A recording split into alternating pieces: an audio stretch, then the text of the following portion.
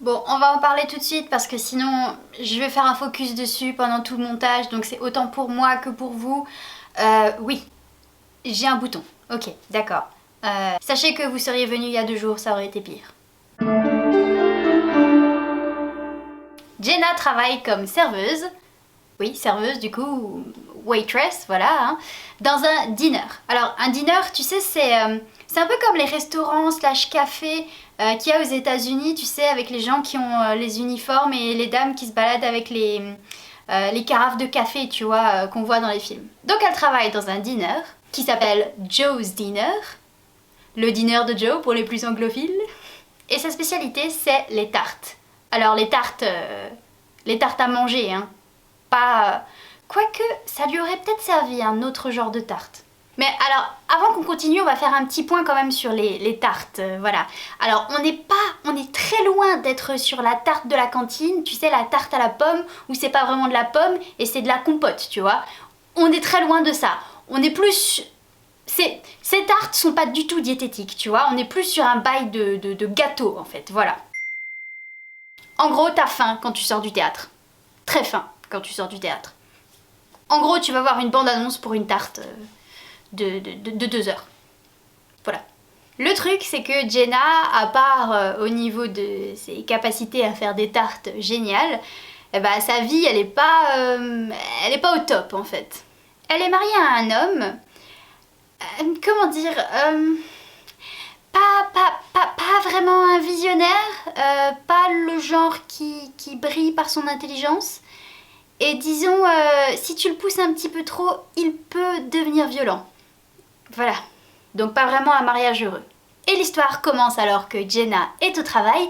D'ailleurs, on peut admirer la volonté de la part des producteurs de te mettre très subtilement en tête qu'on va parler de bouffe, hein, vraiment, hein.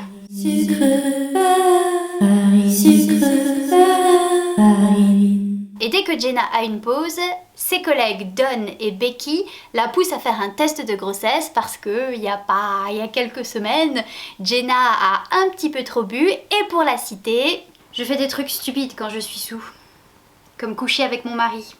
Et surprise, Jenna est enceinte. Shit. Non, c'est pas la joie. Non, c'est pas la joie à ce moment-là, non. D'autant plus qu'elle comptait quitter son mari, à qui d'ailleurs elle ne dit pas tout de suite la nouvelle, et elle prévoit de ne pas garder le bébé une fois que celui-ci sera né. En revanche, elle va chez le gynéco, comme toutes les femmes enceintes, et là, surprise à nouveau, pas non plus une bonne surprise d'ailleurs, son médecin habituel est parti à la retraite, et c'est un jeune médecin qui le remplace, qui s'appelle Jim Pomater. En fait, j'étais en train de me dire, est-ce que j'essaye de le prononcer à l'américaine et mes lèvres ont dit français? Donc, navré, ce sera donc prononcé à la française. Le docteur Jim Pomater est donc le remplaçant de l'ancien médecin de Jenna, tout nouvellement arrivé d'un autre état des États-Unis. Et les amis, retenez bien ce personnage, retenez-le, dans vos têtes, vraiment, retenez-le. Jenna est donc à la recherche d'idées pour s'extirper de sa situation et son patron lui donne l'idée de faire un concours de tartes.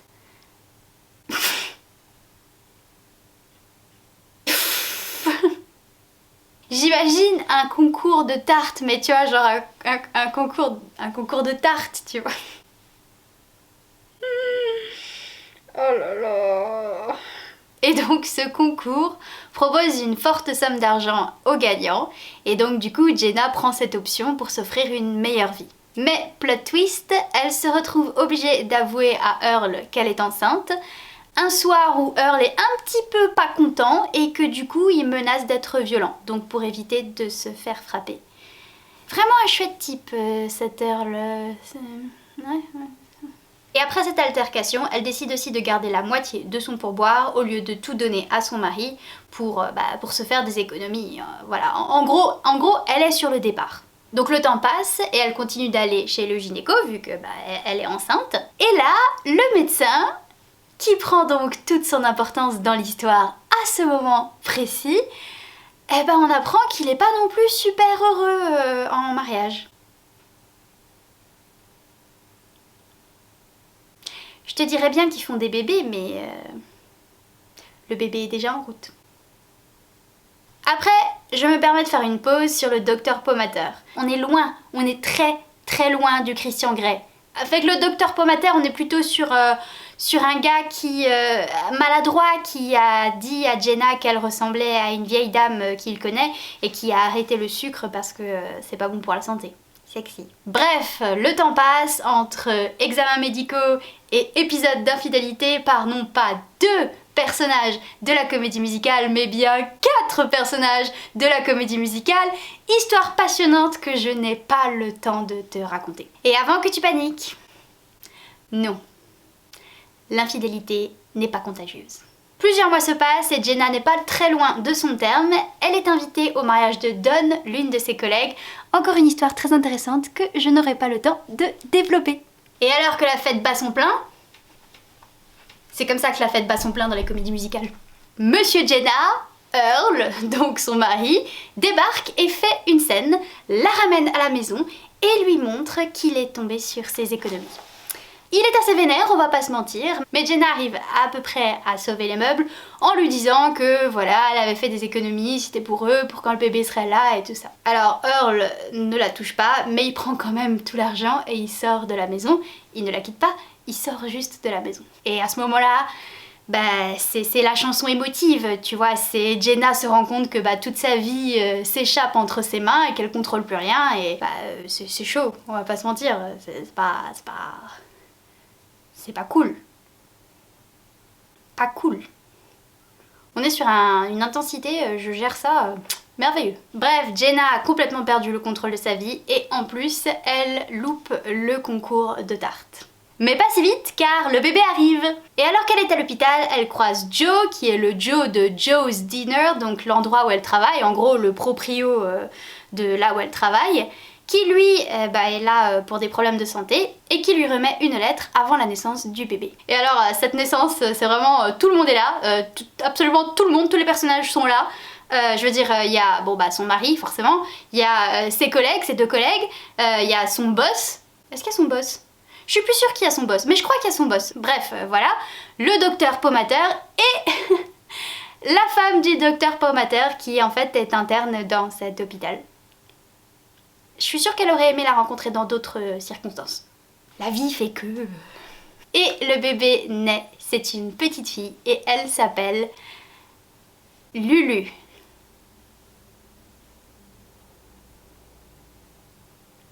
Non, j'ai rien à dire. Mais la force de la maternité se révèle à ce moment-là. Et tel un super Saiyan, Jenna dit enfin adieu à Earl et elle lui dit qu'elle veut divorcer.